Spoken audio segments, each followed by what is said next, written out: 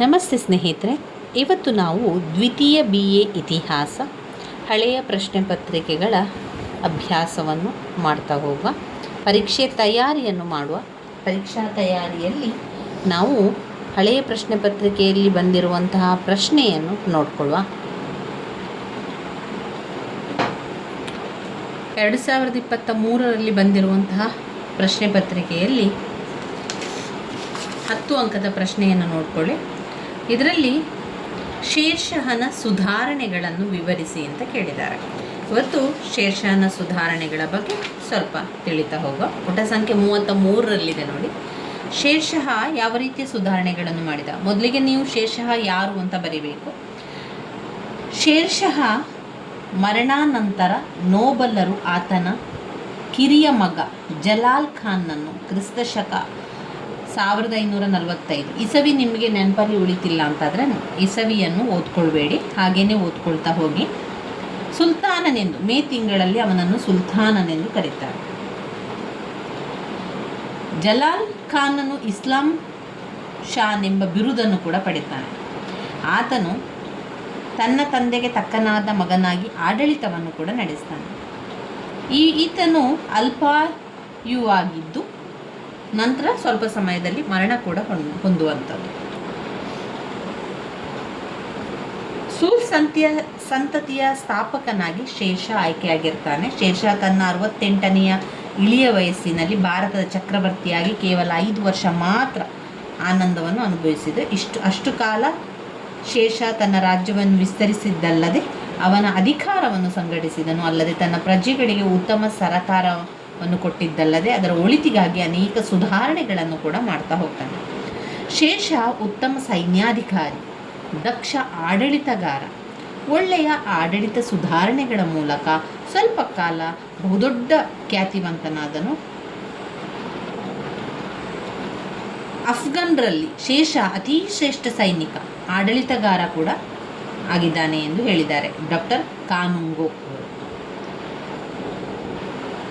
ರಾಜ್ಯ ನಿರ್ಮಾಪಕನಾಗಿ ಉತ್ತಮ ರಚನಾತ್ಮಕ ಆಡಳಿತವನ್ನು ನಡೆಸುವುದರಲ್ಲಿ ಅಕ್ಬರನಿಗಿಂತಲೂ ಕೂಡ ಶೇರ್ಷಾ ಉತ್ತಮ ಎಂಬುದಾಗಿ ಅಭಿಪ್ರಾಯಪಡುತ್ತಾರೆ. ಶೇರ್ಷಾ ಪರಿಚಯಿಸಿದ ಆಡಳಿತ ಸುಧಾರಣೆಗಳು ರಾಜ್ಯಕ್ಕೆ ಬಲವಾದ ಪ್ರಜೆಗಳಿಗೆ ಸುಭಿಕ್ಷವನ್ನುಂಟು ಮಾಡ್ತದೆ. ಬೇರೆ ಬೇರೆ ರೀತಿಯ ಸುಧಾರಣೆಗಳನ್ನು ಮಾಡ್ತಾನೆ. ಒಂದು, ಕೇಂದ್ರಾಡಳಿತ ಸುಧಾರಣೆ. ಕೇಂದ್ರಾಡಳಿತ ಸುಧಾರಣೆಯಲ್ಲಿ ಸುಲ್ತಾನ್ ಆಗಿರ್ಬೋದು, ದಿವಾನ್ ಇಲಾಖೆಗಳನ್ನು ಮಾಡುವಂಥದ್ದು. ನಂತರ ಎರಡನೇದಾಗಿ ಪ್ರಾಂತ್ಯಾಡಳಿತದ ಸುಧಾರಣೆ, ಪ್ರಾಂತ್ಯಗಳ ಆಡಳಿತ ಸುಧಾರಣೆಯನ್ನು ಮಾಡ್ತಾನೆ. ಅದರಲ್ಲಿ ಸರಕಾರ, ಪರಗಣಗಳು ಮತ್ತು ಗ್ರಾಮ. ಭೂಕಂದಾಯದ ಸುಧಾರಣೆಗಳು 3 ಮುಖ್ಯ ಉದ್ದೇಶಗಳನ್ನು ಹೊಂದಿದೆ. ಭೂಕಂದಾಯದ ಉದ್ದೇಶಗಳಲ್ಲಿ 1, ವ್ಯವಸಾಯ ಉತ್ಪನ್ನಗಳ ಹೆಚ್ಚಳ, 2, ಬೇಸಾಯಗಾರ ಸ್ಥಿತಿಯನ್ನು ಉತ್ತಮಪಡಿಸುವುದು, 3, ಕಂದಾಯದಲ್ಲಿ ಹೆಚ್ಚಳವನ್ನುಂಟು ಮಾಡುವುದು. ವ್ಯವಸಾಯ ಉತ್ಪನ್ನಗಳ ಹೆಚ್ಚಳ, ಬೇಸಾಯಗಾರರ ಸ್ಥಿತಿಯನ್ನು ಉತ್ತಮಪಡಿಸುವುದು, ಕಂದಾಯದಲ್ಲಿ ಹೆಚ್ಚಳವನ್ನುಂಟು ಮಾಡುವುದು. ನಂತರ ಸೈನಿಕ ಸುಧಾರಣೆಗಳನ್ನು ಮಾಡ್ತಾನೆ. ಪೊಲೀಸ್ ಸುಧಾರಣೆಗಳನ್ನು ಮಾಡುವಂಥದ್ದು, ನ್ಯಾಯಾಂಗ ಸುಧಾರಣೆಗಳನ್ನು ಮಾಡುವಂಥದ್ದು, ಜನೋಪಯೋಗಿ ಕ್ರಮಗಳನ್ನು ಮಾಡುವಂಥದ್ದು, ಅದರಲ್ಲಿ ಸರಾಯಿಗಳನ್ನು ಮಾಡುವಂಥದ್ದು, ಗುಪ್ತದಳ ಇಲಾಖೆಗಳನ್ನು ಮಾಡುವಂಥದ್ದು, ನಾಣ್ಯಗಳ ಸುಧಾರಣೆ ಮಾಡುವಂಥದ್ದು, ಶೇಷಾನ ಕಟ್ಟಡಗಳು ಮಾಡುವಂಥದ್ದು, ಶೇಷಾನ ಔದಾರ್ಯದ ಬಗ್ಗೆ ಎಲ್ಲ ಇದರಲ್ಲಿ ನಮಗೆ ಹೇಳ್ತಾ ಹೋಗ್ತಾರೆ. ಮುಖ್ಯವಾಗಿ ನಾವು ಶೇಷಾನ ಸುಧಾರಣೆಗಳು ಅಂತ ಬಂದಾಗ ಈ ಎಲ್ಲ ಸುಧಾರಣೆಗಳ ಬಗ್ಗೆ ಬರಿತಾ ಹೋಗಬೇಕು. ಕೇಂದ್ರಾಡಳಿತದಲ್ಲಿ ಸುಧಾರಣೆ ಅಂತ ಹೇಳಿದರೆ ಸುಲ್ತಾನ್ ಎನ್ನುವಂಥದ್ದು. ಸುಲ್ತಾನ್ ಅಂದರೆ ರಾಜನೇ ಪ್ರಮುಖವಾಗಿದ್ದು ಎಲ್ಲ ಅಧಿಕಾರ ಕೂಡ ರಾಜನಿಗೆ, ಅಂದರೆ ಇಲ್ಲಿ ಶೇರ್ಷಹ ಎಲ್ಲ ಅಧಿಕಾರ ಕೂಡ ಶೇರ್ಷಹನಲ್ಲಿ ಕೇಂದ್ರೀಕೃತವಾಗಿರ್ತದೆ. ನ್ಯಾಯ ತೀರ್ಮಾನ ಮಾಡೋದ್ರಲ್ಲಿ ಸುಲ್ತಾನನೇ ಅಂತಿಮ ತೀರ್ಮಾನವಾಗಿರ್ತದೆ. ಅವನು ಯಾವ ತೀರ್ಮಾನವನ್ನು ಮಾಡ್ತಾನಲ್ಲ ಅದುವೇ ಅಂತಿಮ ತೀರ್ಮಾನ, ಅದನ್ನು ಬದಲಿಸಲಿಕ್ಕಿಲ್ಲ. ಆಮೇಲೆ ಎಲ್ಲ ಕ್ರಿಮಿನಲ್ ಮೊಕದ್ದಮೆಗಳನ್ನು ಸುಲ್ತಾನನೇ ವಿಚಾರಣೆಯನ್ನು ನಡೆಸ್ತಾ ಇದ್ದ. ಆಡಳಿತಕ್ಕೆ ಸಂಬಂಧಿಸಿದ ಎಲ್ಲ ತೀರ್ಮಾನಗಳನ್ನು ಶೇರ್ಷಹನೇ ತೆಗೆದುಕೊಳ್ತಾ ಇದ್ದ. ಆತನ ಮಂತ್ರಿಗಳು ಮತ್ತು ನೋಬಲರು ಇವುಗಳನ್ನು ಕಾರ್ಯಗತಗೊಳಿಸ್ತಾ ಇದ್ದರು. ಶೇರ್ಷಹನ ಮುಖ್ಯ ಉದ್ದೇಶ ಅವನ ಪ್ರಜೆಗಳ ಒಳಿತನ್ನು ಕುರಿತಾಗಿತ್ತು. ಆತನ ಕೇಂದ್ರಾಡಳಿತವು ಪರ್ಷಿಯನ್ ಮಾದರಿಯನ್ನು ಹೋಲ್ತಾ ಇತ್ತು. ದೆಹಲಿ ಸುಲ್ತಾನರು ಅನುಸರಿಸಿದಂತಹ ಮಾದರಿಯನ್ನೇ ಶೇರ್ಷಹನು ಮುಂದುವರೆಸಿದನು. ಕೇಂದ್ರಾಡಳಿತವನ್ನು 6 ವಿಭಾಗಗಳಾಗಿ ವಿಂಗಡಿಸಿ ಅವುಗಳಿಗೆ ಒಂದೊಂದು ಹೆಸರನ್ನು ಕೂಡ ಕೊಡ್ತಾರೆ. ದಿವಾನಿ ಇಲಾಖೆಯಲ್ಲಿ ದಿವಾನ್ ಇ ವಜೀರತ್, ಆಮೇಲೆ ದಿವಾನ್ ಇ ಆರಿಕ್, ದಿವಾನ್ ಇ ರಸಾಯತ್, ದಿವಾನ್ ಇ ಇಲ್ಫಾ, ಈ 4 ಮಂತ್ರಿಗಳನ್ನು ಆಯ್ಕೆ ಮಾಡುವಂಥದ್ದು. 4 ಮಂತ್ರಿಗಳಲ್ಲಿ ಇನ್ನೂ 2 ಪ್ರಮುಖ ಇಲಾಖೆಗಳಿದ್ದವು. ದಿವಾನ್ ಇ ಖಾಸಾ, ದಿವಾನ್ ಇ ಬರೀದ್, ದಿವಾನ್ ಇ ಖಾಸಾ ಇಲಾಖೆಯ ಮುಖ್ಯಸ್ಥ ಮುಖ್ಯ ಕಾಜಿಯಾಗಿದ್ದನು. ಈತ ನ್ಯಾಯಾಡಳಿತವನ್ನು ನೋಡಿಕೊಳ್ಳುತ್ತಿದ್ದನು. ದಿವಾನ್ ಇ ಬರೀದ್ ಇಲಾಖೆಯ ಮುಖಂಡತ್ವವು ಬರೀದ್ ಇ ಮಾಮಲಿಕ್ ಎಂಬುದಾಗಿತ್ತು. ಗುಪ್ತದಳದ ಮೇಲ್ವಿಚಾರಣೆಯನ್ನು ನೋಡಿಕೊಳ್ತಾ ಇದ್ರು. ಇದರೊಂದಿಗೆ ರಾಜ್ಯದ ಗುಪ್ತಚರವನ್ನು ನೋಡಿಕೊಳ್ಳುವ ಜವಾಬ್ದಾರಿಯನ್ನು ಕೂಡ ಹೊಂದಿದ್ರು. ಪ್ರಾಂತ್ಯಾಡಳಿತದಲ್ಲಿ ಸುಧಾರಣೆ ಅಂತ ಬಂದಾಗ ಸರಕಾರ, ಪರಗಣಗಳು, ಗ್ರಾಮಗಳೆಲ್ಲ ಬರ್ತವೆ. ಪ್ರತಿ ಸರಕಾರಗಳನ್ನು ಪರಗಣಗಳೆಂದು ಸಣ್ಣ ಘಟಕಗಳನ್ನಾಗಿ ವಿಭಜಿಸಿ ಮಾಡ್ತಾರೆ. ಅದರಲ್ಲಿ ಒಂದು ಸರಕಾರ, ಒಂದು ಪರಗಣಗಳು, ಒಂದು ಗ್ರಾಮ. ಶೇಷಃ ಆಡಳಿತದಲ್ಲಿ ಸರಕಾರ ಬಹುದೊಡ್ಡ ಆಡಳಿತ ಘಟಕವಾಗಿತ್ತು. ಪ್ರತಿಯೊಂದು ಸರಕಾರವೂ ಕೂಡ ಶೇಷಃ ಈ ಶೇಖ್ ದಾರಿಮ್, ಮುನ್ಸಿಫಾನ್ ಎಂಬ ಅಧಿಕಾರಿಗಳ ಮೇಲ್ವಿಚಾರಣೆಗೊಳಪಟ್ಟಿತ್ತು. ಮುಖ್ಯ ಶೇಖ್ದಾರನು ಸೈನ್ಯಾಧಿಕಾರಿಯಾಗಿದ್ದು ಸರಕಾರಗಳಲ್ಲಿ ಶಾಂತಿ ಮತ್ತು ಸುವ್ಯವಸ್ಥೆಯನ್ನು ಕಾಪಾಡುವುದು ಅವನ ಕರ್ತವ್ಯವಾಗಿತ್ತು. ಇದರೊಂದಿಗೆ ಸಹಾಯಕ ಶೇರ್ದಾರರಿಗೆ ಆಯಾಯ ಸರಕಾರಗಳ ಕಂದಾಯ, ಇತರ ತೆರಿಗೆಗಳನ್ನು ವಸೂಲು ಮಾಡಲು ಕೂಡ ಸಹಾಯ ಮಾಡಬೇಕಾಗಿತ್ತು. ಸರಕಾರದ ಮತ್ತೊಬ್ಬ ಅಧಿಕಾರಿ ಮುಖ್ಯ ಮುನ್ಸಿಫ್. ಈತನ ಮುಖ್ಯ ಕರ್ತವ್ಯ ಎಂದರೆ ಸರಕಾರಗಳಲ್ಲಿ ನಡೆಯುತ್ತಿದ್ದ ಸಿವಿಲ್ ವ್ಯಾಜ್ಯಗಳನ್ನು ತೀರ್ಮಾನ ಮಾಡಿ ನ್ಯಾಯವನ್ನು ದೊರಕಿಸಿಕೊಳ್ಳುವುದಾಗಿತ್ತು. ಅಲ್ಲದೆ ಪರಗಣಗಳಲ್ಲಿದ್ದ ನ್ಯಾಯಾಧಿಕಾರಿಗಳ ಮೇಲ್ವಿಚಾರಣೆಯು ಈತನ ಜವಾಬ್ದಾರಿಯಾಗಿತ್ತು. ಮುಖ್ಯ ಅಧಿಕಾರಿಗಳಿಗೆ ಸಹಾಯಕನಾಗಿ ಅನೇಕ ಸಹಾಯಕ ಅಧಿಕಾರಿಗಳು ಕೂಡ ಸರಕಾರದಲ್ಲಿದ್ದವು. ಇನ್ನು ಪರಗಣಗಳು ಅಂತ ಬಂದಾಗ ಪರಗಣಗಳು ಪ್ರತಿಯೊಂದು ಸರಕಾರವು ಪರಗಣಗಳನ್ನಾಗಿ ವಿಂಗಡಿಸಲಾಗಿತ್ತು. ಪ್ರತಿಯೊಂದು ಪರಗಣಗಳಲ್ಲೂ ಕೂಡ ಶೇಖ್ದಾರ, ಅಮೀನ್, ಕಾರ್ಕೂನ್ ಮೊದಲಾದ ಅನೇಕ ಅಧಿಕಾರಿಗಳಿದ್ದವು. ಶೇಖ್ದಾರನು ಮಿಲಿಟರಿ ಅಧಿಕಾರಿಯಾಗಿಯೂ ಅಮೀನ್ ಮುನ್ಸಿಫ್ ಕಂದಾಯ ಅಧಿಕಾರಿಯಾಗಿಯೂ ಕಾರ್ಯವನ್ನು ನಿರ್ವಹಿಸ್ತಾ ಇದ್ದರು. ಇನ್ನು ಗ್ರಾಮಗಳು ಅಂತ ಬಂದಾಗ ಗ್ರಾಮ ರಾಜ್ಯದ ಅತ್ಯಂತ ಕೆಳಗಿನ ಆಡಳಿತ ಘಟಕ. ಪಂಚಾಯಿತಿಗಳು ಅವುಗಳ ಮೇಲ್ವಿಚಾರಣೆಯನ್ನು ನಡೆಸ್ತಾ ಇದ್ದವು. ಗ್ರಾಮ ಪಂಚಾಯಿತಿಗಳು ಗ್ರಾಮದ ಹಿರಿಯರನ್ನೊಳಗೊಂಡಿದ್ದು ಆಯಾಯ ಗ್ರಾಮಗಳ ಜನತೆಯ ಅಭಿವೃದ್ಧಿಯನ್ನು ಗಮನಿಸುವುದು ಅವರ ಕರ್ತವ್ಯ ಕೂಡ ಆಗಿತ್ತು. ಪಂಚಾಯಿತಿಯ ಮುಖ್ಯಸ್ಥರು ರಾಜ್ಯದ ಅಧಿಕಾರಿಗಳು ಮತ್ತು ಗ್ರಾಮಗಳ ಜನತೆಯ ನಡುವೆ ಸಂಶೋಧನಾಧಿಕಾರಿಯಾಗಿ ಕೆಲಸವನ್ನು ಕೂಡ ನಿರ್ವಹಿಸ್ತಾ ಇದ್ದರು. 3ನೆಯ ಒಂದು ಸುಧಾರಣೆ ಭೂಕಂದಾಯದ ಸುಧಾರಣೆ. ಶೇಷಾನ ಭೂಕಂದಾಯದ ಸುಧಾರಣೆ ವಿಶೇಷವಾಗಿ ಗಮನವನ್ನು ಸೆಳೆಯುವಂಥದ್ದು. ಶೇಷಾನು ಬಾಲ್ಯದಲ್ಲಿ ತನ್ನ ತಂದೆಯ ಎಸ್ಟೇಟ್ ಮ್ಯಾನೇಜರ್ ಆಗಿ ಕೆಲಸವನ್ನು ನಿರ್ವಹಿಸ್ತಾ ಇದ್ದಾಗ ಭೂಕಂದಾಯ ಸಮಸ್ಯೆಗಳ ಬಗ್ಗೆ ಅನುಭವಗಳನ್ನು ಹೊಂದಿದ್ದ. ಅಲ್ಲದೆ ರೈತರ ಮನಸ್ಸನ್ನು ಚೆನ್ನಾಗಿ ಅರಿತಿದ್ದಂತಹ ಶೇಷಾನು ವ್ಯವಸಾಯ ಅವರ ಶ್ರಮ, ಅವರ ಒಂದು ಆಸಕ್ತಿ ಮೇಲೆ ಅವಲಂಬಿಸಿರುತ್ತದೆ ಎಂಬುದನ್ನು ಮನಗಂಡಿದ್ದ. ಶೇಷ ಕಂದಾಯ ಸುಧಾರಣೆ ಮಾಡಲಿಕ್ಕೆ 3 ಮುಖ್ಯ ವಿಚಾರಗಳನ್ನು ಹೇಳ್ತಾನೆ. ಒಂದು, ವ್ಯವಸಾಯದ ಉತ್ಪನ್ನಗಳ ಹೆಚ್ಚಳ ಮಾಡಬೇಕು. ವ್ಯವಸಾಯದ ಉತ್ಪನ್ನ ಅಂದರೆ ಅದಕ್ಕೆ ಬೇಕಾದಂಥ ಎಲ್ಲ ಉತ್ಪನ್ನಗಳನ್ನು ಹೆಚ್ಚಳ ಮಾಡಬೇಕು. ಬೇಸಾಯಗಾರ ಸ್ಥಿತಿಯನ್ನು ಉತ್ತಮಪಡಿಸುವಂಥದ್ದು ಮತ್ತು ಕಂದಾಯದಲ್ಲಿ ಹೆಚ್ಚಳವನ್ನು ಉಂಟು ಮಾಡುವುದು. ಈ 3 ಸುಧಾರಣೆಗಳ ಬಗ್ಗೆ ಇಲ್ಲಿ ಅವರು ಹೇಳ್ತಾ ಇದ್ದಾರೆ. ವ್ಯವಸಾಯಕ್ಕೆ ಯಾವುದೆಲ್ಲ ಬೇಕು ಅದಕ್ಕೆಲ್ಲ ತಯಾರಿಯನ್ನು ಮಾಡಿಕೊಳ್ಳೋದು, ಬೇಸಾಯಗಾರ ಸ್ಥಿತಿ ಏನಿದೆ ಅದನ್ನು ಉತ್ತಮಪಡಿಸುವಂಥದ್ದು. ಅಷ್ಟೇ ಅಲ್ಲದೆ ಇದು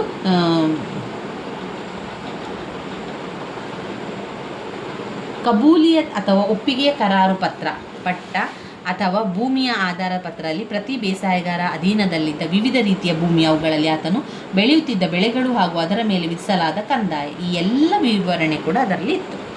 ಇನ್ನು ಸೈನಿಕ ಸುಧಾರಣೆಗಳನ್ನೆಲ್ಲ ಮಾಡ್ತಾನೆ ಶೇಷ. ಯಾವ ರೀತಿ ಸೈನಿಕ ಸುಧಾರಣೆಯನ್ನು ಮಾಡುವಂಥದ್ದು? ಹೆಚ್ಚು ಮಾಡೋದು ಸೈನಿಕರನ್ನು.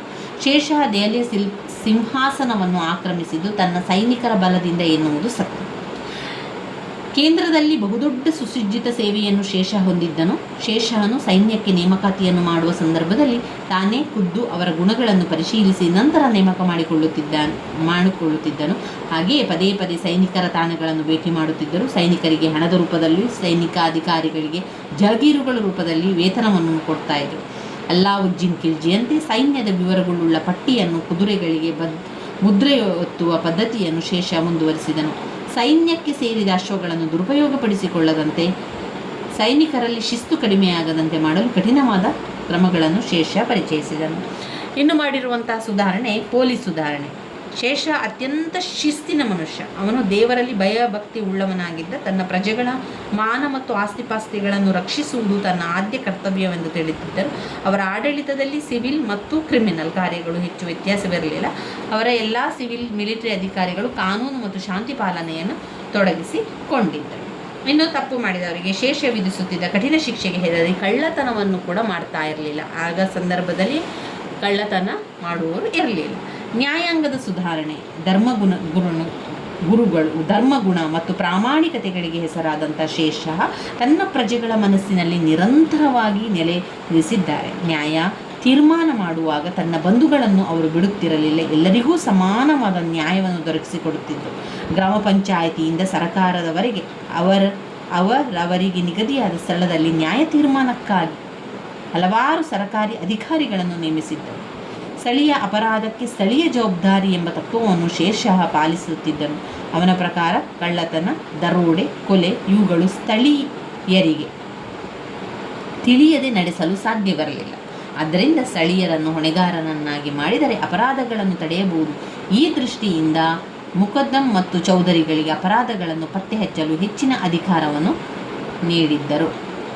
ಇನ್ನು ಜನೋಪಯೋಗಿ ಕ್ರಮಗಳು, ಸರಕುಗಳ ಸುಲಭ ಸಾಗಾಣಿಕೆಗೆ ಹಾಗೂ ಜನತೆಗೆ ಒಂದು ಕಡೆಯಿಂದ ಮತ್ತೊಂದು ಕಡೆಗೆ ಸಂಚರಿಸಲು ಉತ್ತಮ ಸಂಚಾರ ಮತ್ತು ಸಂಪರ್ಕಗಳನ್ನು ಕಲ್ಪಿಸಲು ಶೇಷ ಗಮನವನ್ನು ನೀಡಿದರು. ಹಳೆಯ ರಸ್ತೆಗಳನ್ನು ದುರಸ್ತಿಗೊಳಿಸಿದ್ದಲ್ಲದೆ ಹೊಸ ರಸ್ತೆಗಳನ್ನು ನಿರ್ಮಾಣವನ್ನು ಮಾಡಿದರು. ಇನ್ನು ಸರಾಯಿಗಳನ್ನು ಮಾಡುವಂಥದ್ದು, ಗುಪ್ತದಳ ಇಲಾಖೆಯನ್ನು ಮಾಡುವುದು. ಸರಾಯಿಗಳು ಮಾಡುವಂಥದ್ದು ಅಂದರೆ ಹೆದ್ದಾರಿಗಳಲ್ಲಿ ಸಂಚರಿಸುವವರ ಅನುಕೂಲಕ್ಕಾಗಿ 1700 ಸರಾಯಿಗಳನ್ನು ಅಥವಾ ತಂಗುದಾಣ ಅಂದರೆ ಬಸ್ ಸ್ಟ್ಯಾಂಡ್ ರೀತಿಯಲ್ಲಿ, ಈಗ ನಾವು ಬಸ್ ಸ್ಟ್ಯಾಂಡ್ ರೀತಿಯಲ್ಲಿ ಅಂತ ಹೇಳ್ಬೋದು. ಇದು ತಂಗುದಾಣ, ಒಂದು ಮನೆ ರೀತಿಯಲ್ಲಿ ಇರ್ತದೆ. ಯಾರೆಲ್ಲ ದಣಿವೆಯನ್ನು ಆರಿಸಿಕೊಳ್ಬೇಕು ಅಂತ ಇರ್ತದೆ ಅದು ಹೆದ್ದಾರಿಯ ದೂರ ಇರುವ ಕಾರಣ ಇಲ್ಲಿ 1700 ಸರಾಯಿಗಳನ್ನು ಅಥವಾ ತಂಗುದಾಣಗಳನ್ನು ಶೇರ್ಷಾ ನಿರ್ಮಿಸಿದನು. ಪ್ರತಿಯೊಂದು ಸರಾಯಿಗಳಲ್ಲೂ ಕೂಡ ಹಿಂದೂ ಮುಸ್ಲಿಮರಿಗೆ ಪ್ರತ್ಯೇಕವಾದ ಕೋಣೆ, ಅದೊಂದು ಚಿಕ್ಕ ಮನೆ ರೀತಿಯಲ್ಲಿ ಅವನು ಕಟ್ಟಿಸ್ತಾ ಇದ್ದ. ಅದರಲ್ಲಿ ಪ್ರತ್ಯೇಕ ಕೋಣೆ ಇತ್ತು. ಹಿಂದೂಗಳಿಗೆ ಬೇರೆ, ಮುಸಲ್ಮಾನರಿಗೆ ಬೇರೆ ಎನ್ನುವಂಥ ಕೋಣೆಗಳನ್ನು ಕೂಡ ಮಾಡಿದ್ದ. ಈ ಸರಾಯಿಗಳು ಹೆದ್ದಾರಿಗಳಲ್ಲಿ ನಿರ್ಮಾಣವಾಗಿದ್ದುದರಿಂದ ಇವು ಕ್ರಮೇಣ ವ್ಯಾಪಾರ ಮತ್ತು ವಾಣಿಜ್ಯ ಕೇಂದ್ರಗಳಾಗಿ ಬೆಳವಣಿಗೆ ಆದವು. ಎಷ್ಟೋ ಕಡೆಗಳಲ್ಲಿ ಸರಾಯಿ ಅಂತ ಮಾಡಿರುವಂಥದ್ದು, ಹಳೆಯ ಕಾಲದಲ್ಲಿ ಮಾಡಿರುವಂಥ ಸರಾಯಿಗಳನ್ನು ಅಂಗಡಿಗಳಾಗಿ ಅದನ್ನು ಬದಲಾಯಿಸಿದರು. ಅಂಗಡಿಗಳಾಗಿ, ಮಾರುಕಟ್ಟೆಗಳಾಗಿ ಬದಲಾವಣೆಯನ್ನು ಮಾಡಿರುವಂಥದ್ದು. ಅಲ್ಲದೆ ಈ ಸರಾಯಿಗಳು ಅಂಚೆ ಕಚೇರಿ ಇಲಾಖೆಯಿಂದ ಅಥವಾ ಡಾಕ್ ಚೌಕಿಗಳಾಗಿ ಕೂಡ ಕೆಲಸವನ್ನು ನಿರ್ವಹಿಸ್ತಾ ಇದ್ದರು. ಪ್ರತಿ ಸರಾಯಿಗಳಲ್ಲಿ ಸದಾಕಾಲ 2 ಕುದುರೆ ಸವಾರರು ಸಿದ್ಧರಾಗಿ ನಿಂತಿದ್ದು ಸುಲ್ತಾನನ ಪತ್ರಗಳನ್ನು, ಫರ್ಮಾನ್ಗಳನ್ನು ಒಂದು ಸ್ಥಳದಿಂದ ಮತ್ತೊಂದು ಸ್ಥಳಕ್ಕೆ ಶೀಘ್ರವಾಗಿ ತಲುಪಿಸುತ್ತಿದ್ದರು. ಹೀಗೆ ಸರಾಯಿಗಳು ಸಾರ್ವಜನಿಕ ಸಂಚಾರಕ್ಕೆ ಮತ್ತು ವರ್ತಕರಿಗೆ ತಂಗುದಾಣಗಳಾಗಿ ಹಾಗೂ ಸರಕಾರದ ಕಾಗದ ಪತ್ರಗಳ ಶೀಘ್ರ ರವಾನೆಗೆ ಸಹಾಯಕವಾಗಿದ್ದವು. ಇನ್ನು ಗುಪ್ತದಳ ಇಲಾಖೆಯನ್ನು ಮಾಡುವಂಥದ್ದು, ಶೇರ್ಷಾ ಬಹಳ ಪರಿಣಾಮಕಾರಿಯಾದ ಗುಪ್ತದಳವನ್ನು ನಿರ್ವಹಣೆ ಮಾಡ್ತಾ ಇದ್ದನು. ಎಲ್ಲ ಮುಖ್ಯ ಸ್ಥಳಗಳಲ್ಲೂ ಗುಪ್ತಚರರು ನೇಮಕಗೊಂಡಿದ್ದರು. ಗುಪ್ತದಳದ ಮೇಲ್ವಿಚಾರಕನನ್ನು ದರೋಗ್-ಇ-ದಾಕ್ ಚೌಕಿ ಎಂದು ಕರೆಯಲಾಗಿತ್ತು. ಗುಪ್ತಚರರು ಎಲ್ಲ ಅಧಿಕಾರಿಗಳ ಚಲನವಲನಗಳನ್ನು ವೀಕ್ಷಿಸಿ ಸುಲ್ತಾನನಿಗೆ ವರದಿಯನ್ನು ಸಲ್ಲಿಸಬೇಕಾಗಿತ್ತು. ಶೇಷ ಆಡಳಿತ ಯಶಸ್ವಿಯಾಗಬೇಕಾದರೆ ಅವನು ಹೊಂದಿದ್ದ ವ್ಯವಸ್ಥಿತ ಪರಿಣಾಮಕಾರಿ ಗುಪ್ತದಳಗಳೇ ಕಾರಣ ಎಂದು ಅಭಿಪ್ರಾಯವನ್ನು ಕೂಡ ಪಡ್ತಾರೆ. ಇನ್ನು ನಾಣ್ಯಗಳ ಸುಧಾರಣೆಯನ್ನು ಮಾಡುವಂಥದ್ದು, ಶೇಷ ಏನು ಮಾಡ್ತಾನೆ, ನಾಣ್ಯಗಳ ಸುಧಾರಣೆ ಮಾಡ್ತಾನೆ. ಅತೀ ಹೆಚ್ಚು ನಾಣ್ಯಗಳ ಸುಧಾರಣೆಯನ್ನು ಮಾಡಿ ಜಾರಿಗೆ ತಂದನು. ಹಳೆಯ ಸವಕಲು ನಾಣ್ಯಗಳನ್ನು ಹಿಂಪಡೆದು ವಿವಿಧ ನಮೂನೆಯ ಸಮಾನ ತೂಕವುಳ್ಳ ಚಿನ್ನ, ಬೆಳ್ಳಿ, ತಾಮ್ರ ನಾಣ್ಯಗಳನ್ನು ಅಚ್ಚು ಹಾಕಿಸಿದರು. ಶೇಷನ ಬೆಳ್ಳಿಯ ನಾಣ್ಯ ಭಾರತದಲ್ಲಿ ಕ್ರಿಸ್ತಶಕ 1835 ಚಲಾವಣೆಯಲ್ಲಿತ್ತು. ಶೇಷನ ಕಟ್ಟಡಗಳು, ಶೇಷನ 2 ಕೋಟೆಗಳನ್ನು ನಿರ್ಮಿಸಿದನು. ಜೀಲಂ ನದಿಯ ದಡದಲ್ಲಿ ರೋಹಟ್ಸ್ಗರ್ ಮತ್ತು ಕೋಜಿ ಮತ್ತು ದೆಹಲಿಯ ಪುರಾನ್ ಕಿಲಾ ಎಂಬಲ್ಲಿ ದೆಹಲಿಯ ಹಳೆಕೋಟೆ, ಪುರಾಣ ಕಿಲಾದಲ್ಲಿರುವ ಮಸೀದಿ ಇಂಡೋ ಇಸ್ಲಾಮಿಕ್ ವಾಸ್ತುಶಿಲ್ಪಕ್ಕೆ ಉತ್ತಮ ಉದಾಹರಣೆಯಾಗಿದೆ.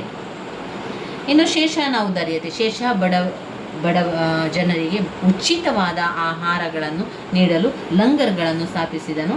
ಅಲ್ಲದೆ ರಾಜ್ಯದಲ್ಲಿ ಖರ್ಚಿನಿಂದ ಆಸ್ಪತ್ರೆಗಳನ್ನು ಸ್ಥಾಪಿಸಿ ಮನುಷ್ಯರಿಗೆ, ಪ್ರಾಣಿ ಪಕ್ಷಿಗಳಿಗೆ ಉಚಿತವಾಗಿ ಔಷಧಿಗಳನ್ನು ಸೇವೆ ಮಾಡುವಂತೆ ವೈದ್ಯರನ್ನು ನೇಮಿಸಿದರು. ವಿದ್ಯಾಭ್ಯಾಸವನ್ನು ಪ್ರೋತ್ಸಾಹಿಸಲು ಮಸೀದಿಗಳಿಗೆ ಮತ್ತು ಮದರಾಸಗಳಿಗೆ ಅನೇಕ ದತ್ತಿಗಳನ್ನು ಕೂಡ ನೀಡಿದರು. ಸೂರಜ್ ಮನೆಯ ಅವನತಿ, ಕೊನೆಯದಾಗಿ ಈ ಮನೆತನ ಅವನತಿ ಆಗ್ತದೆ. ಹೇಗೆ? ಅಫ್ಘನ್ನರ ಆಡಳಿತ ನಿರ್ಮೂಲನ ಮಾಡಿ ಮೊಘಲರ ಆಳ್ವಿಕೆ ಪುನಃಸ್ಥಾಪಿಸಿದನು. 5 ವರ್ಷಗಳ ಅಲ್ಪಕಾಲದಲ್ಲಿ ಶೇಷ ಜನತೆಗೆ ಉತ್ತಮ ಆಡಳಿತವನ್ನು ನೀಡುವುದರಲ್ಲಿ ಯಶಸ್ವಿಯಾದನು. ಈತನು ಮಗನೂ ಉತ್ತರಾಧಿಕಾರಿಯೂ ಆದ ಇಸ್ಲಾಂ ಶಾ 1553 ದೆಹಲಿಯನ್ನು ಆಳಿದನು. ಇಸ್ಲಾಂ ಶಾ ಮರಣ ಸೂರ್ ಸಂತತಿ ಅವನತಿಯನ್ನು ಸೂಚಿಸಿತು. ಇಸ್ಲಾಂ ಶಾನ ಮಗನಾದ ಫಿರೋಜ್ ಶಾ ತನ್ನ 12ನೇ ವಯಸ್ಸಿಗೆ ಕೊಲೆಯಾದನು. ಸೂರ್ ಸಂತತಿಯ ಸಿಂಹಕ್ಕಾಗಿ ಇದೇ ಮನೆತನದ ಮೂವರಲ್ಲಿ ಪೈಪೋಟಿ ಪ್ರಾರಂಭವಾಯಿತು. ಅವರೆಂದರೆ ಆದಿಲ್ ಶಾ, ಇಬ್ರಾಹಿಂ ಶಾ, ಸಿಕಂದರ್ ಶಾ. ಮೂವರಲ್ಲಿ ಯಾರು ವಿಜೇತರಾಗಿ ಸಿಂಹಾಸನವನ್ನು ಆಕ್ರಮಿಸಲಾಗದಿದ್ದುದರಿಂದ ಸಾಮ್ರಾಜ್ಯ ವಿಭಜಿಸಲ್ಪಟ್ಟಿತು. ಇಂತಹ ಸಂದರ್ಭದಲ್ಲಿ ಉಪಯೋಗಿಸಿಕೊಂಡಂತಹ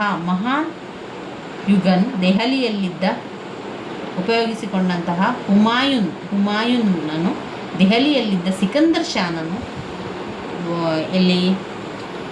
ಮಾಚಿವಾರ ಕದನದಲ್ಲಿ ಸೋಲಿಸ್ತಾನೆ. ಅಫ್ಘನ್ರ ಆಡಳಿತವನ್ನು ನಿರ್ಮೂಲನೆ ಮಾಡಿ ಮೊಘಲರ ಆಳ್ವಿಕೆಯನ್ನು ಪುನಃಸ್ಥಾಪಿಸಿದನು.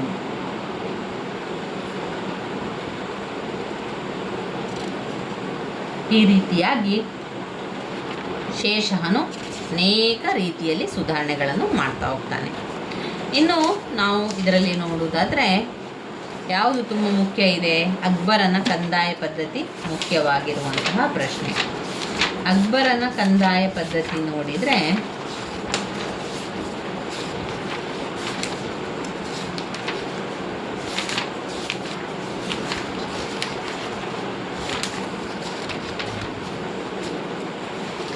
ಪ್ರಶ್ನೆ ಪತ್ರಿಕೆಯನ್ನು ಈ ರೀತಿ ಇಟ್ಕೊಂಡು ಓದ್ಕೊಳ್ತವೆ ಹೋಗಬೇಕು. ಇಲ್ಲ ಅಂತಾದರೆ ನೀವು ಗೂಗಲಲ್ಲಿ ಸರ್ಚ್ ಮಾಡಿ ಹಳೆಯ ಪ್ರಶ್ನೆ ಪತ್ರಿಕೆ ಓಲ್ಡ್ ಕ್ವಶನ್ ಪೇಪರ್ಸ್ ಅಂತ ಹಾಕಿದರೆ ಅವುಗಳಲ್ಲಿ ಸಿಗ್ತದೆ. ಅವುಗಳನ್ನು ನೀವು ಪ್ರಿಂಟ್ ತೆಗೆದು ಕೂಡ ಇಟ್ಕೊಳ್ಬೋದು. ಇಲ್ಲ ಅಂತಾದರೆ ನೀವು ನಿಮ್ಮ ಪಾಯಿಂಟ್ಸ್ ಬುಕ್ ಅಂತ ಮಾಡ್ಕೊಂಡಿದ್ದೀರಲ್ಲ, ಅದರಲ್ಲಿ ಯಾವುದೆಲ್ಲ ಮುಖ್ಯವಾದ ಪ್ರಶ್ನೆ ಅಂತ ಬರೆದು ಕೂಡ ನೀವು ಓದ್ಕೊಳ್ಬೋದು. ತುಂಬಾ ಮುಖ್ಯವಾಗಿರುವಂತಹ ಪ್ರಶ್ನೆಗಳನ್ನೆಲ್ಲ ನಾವು ಅದನ್ನು ಮಾತ್ರ ನೋಡ್ತಾ ಹೋಗುವಂಥದ್ದು. 2023ರಲ್ಲಿ